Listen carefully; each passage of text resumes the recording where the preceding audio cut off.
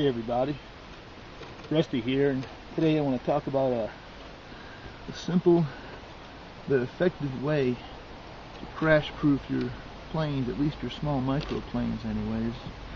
And what I'm going to show you is, first of all, a few things in the design that you can do to probably just about any plane you build within this platform. Is, first of all, I have the wing here. It's secured with one rubber band here and none in the back. The back is pinned, and the reason for that is in a nose down crash, this wing slides forward, pops out, and releases itself. It even releases itself off the rubber band, possibly, and it floats free on the struts. Now, it's going to take a lot to damage those struts after the wing's free.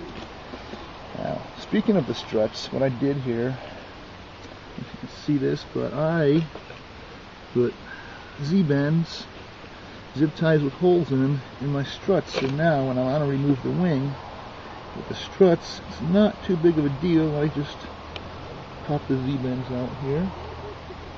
If I can get that one there. Pull this one out, just like taking the control horn off, except it's the whole wing. And my struts are glued into the fuselage. Here you can see the wing. What I did, simple, just two barbecue skewers right through that. Crash, it slides forward. Speaking of crash, when you crash, you're usually going to hit something up front, like the nose here now. Normally you'll crumple this nose section right up in a crash. I mean, you're just going to hit the ground, nothing's going to squash, because all the energy is going right into this foam here, right into this section. And even at the strongest point, it's still, all the energy is concentrated in spots where there are stress risers, like this corner here, you know. So what I did, I don't know if you can see this, but inside here, I've got a carbon rod that runs directly as the motor mount, from the motor mount, 3mm carbon rod, all the way up into a monoblock, the same monoblock that the wing slot is, that the wing peg goes into. Now, just underneath the wing peg, the wing slides in there on that peg. In a crash, you know, it'll pop out. But anyways, underneath there, that carbon fiber rod runs like this, right up through here into monoblock, and is glued into this monoblock here. And this monoblock is reinforced and glued. It's a 1-inch square of monoblock, 4 pieces in there sandwiched together and glued really well. And that spreads the load evenly all over this whole entire area.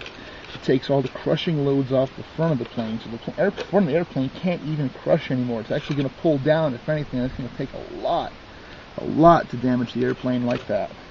Now back here, this over here, everything, most of the weight of the plane now is distributed evenly between the impact point. Because of this is the effective impact point right here. It impacts. The load gets transferred instantly through here. Nothing else is glued all the way through here. It's only glued in here. That way all the impact gets transferred to the center of the airframe, where it's spread out evenly throughout the airframe instead of concentrated at the front of the airframe and dissipated as the airframe crumples. Now this way the airframe don't crumple. You can just nose it into the ground. You'll break your props. You'll break your motors. Before you really break the plane, you'll actually, the worst thing that's going to happen is this carbon fiber rod's going to come out. That's going to absorb most of the energy anyways when it comes out. The plane's going to nose in a little bit. It might ding the foam a little bit up here, but it's not going to do too much. It's really a really good system, and it takes apart, goes together easy. I've just got one barbecue skewer that goes through here. Now a barbecue skewer is not strong enough to use for this central rod here, this central load-bearing rod, because it'll just snap, and your fuselage is just going to crumple anyway after your rod snaps, after your skewer snaps. So what you want to do, make sure you have a carbon rod. I'd suggest about a 40mm carbon rod works great for these 180 size. This is a beast motor with 5x3 prop, I believe, a 50-30. Yes, this is 50-30. I used cocktail stirrers with Z-bends on them for struts. And that eliminates the need for a heavy spar. I don't have to spar this wing at all.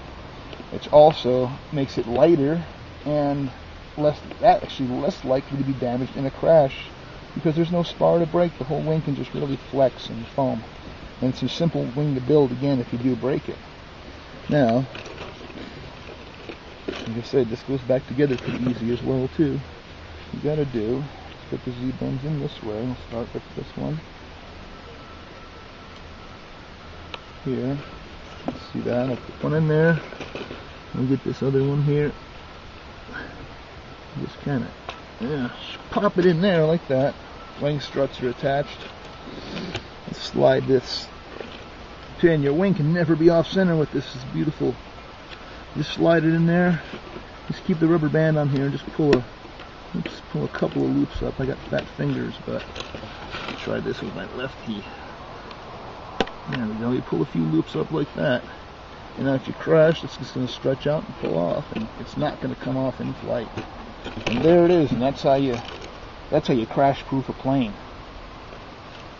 And if you do this to your planes, I bet you'd have a lot better success in not crunching the nose. You could really drive these things into the ground pretty good. And nothing happens. That carbon fiber rod takes up most of the stress. It flexes too. It takes up a lot of the stress in itself.